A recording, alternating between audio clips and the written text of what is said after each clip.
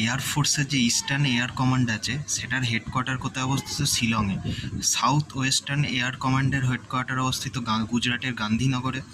Southern যে air command আছে সেটার হেডকোয়ার্টার অবস্থিত তিরুবনন্তপুরম, যেটা কেরালে অবস্থিত। ওয়েস্টার্ন যে এয়ার কমান্ড আছে এয়ার ফোর্সের, সেটার হেডকোয়ার্টার অবস্থিত হচ্ছে নিউ দিল্লিতে। সেন্ট্রাল এয়ার কমান্ড আছে কোথায়? এলাহাবাদে। উত্তরপ্রদেশের এলাহাবাদে অবস্থিত সেন্ট্রাল এয়ার কমান্ড। আর ফাংশনাল যে কমান্ডগুলো আছে, বিশেষ করে মেনটেনেন্স কমান্ড আর হচ্ছে ট্রেনিং কমান্ড। দেখো মেনটেনেন্স কমান্ডের যে হেডকোয়ার্টার সেটা অবস্থিত হচ্ছে নাগপুরে। ট্রেনিং কমান্ডের হেডকোয়ার্টার অবস্থিত হচ্ছে ব্যাঙ্গালোরে। এবার এয়ার ফোর্সে এখানে প্রশ্ন আসতে পারে চিফ কাকে বলা হয়?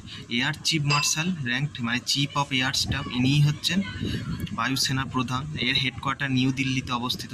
7খানা কমান্ড আছে, 2টো ফাংশনাল